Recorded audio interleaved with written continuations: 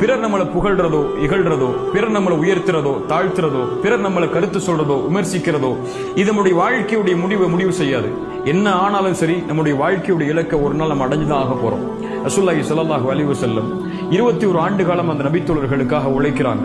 உழைச்சு மக்காவுக்குள்ள நுழையிறதுக்காக அழைச்சிட்டு வர்றாங்க.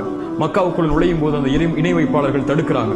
மக்காவில் உள்ள இணை வைப்பாளர்களுக்கும் ரசூலுல்லாஹி ஸல்லல்லாஹு அலைஹி வஸல்லம் அவங்களுக்கும் உடன்படிக்கை நடக்குது, ஹுதைபியா உடன்படிக்கை.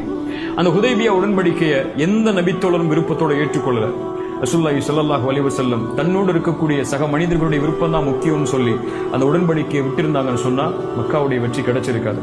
படைச்சவனுடைய திருப்தி தான் முக்கியம். படைச்சவன் என்ன ஏத்துக்கிட்டா போதும், இந்த நபித்தோழர்கள் ஏத்துக்காட்டாலும் பரவாயில்லைங்கிறதுக்காக அல்லாஹ்வுடைய தூதருக்கு இருந்த உறுதி மக்காவுடைய வெற்றியை அடுத்த சில ஆண்டுகளிலேயே வாங்கி தந்துச்சு. படைச்சவனை திருப்திப்படுத்தணும்னு ஓடுறவன் இந்த உலகத்துல வெற்றி அடைஞ்சுக்கிட்டே இருப்பான். படைப்புகளை திருப்திப்படுத்தணும்னு ஓடுறவன் தோத்துக்கிட்டே இருப்பான்.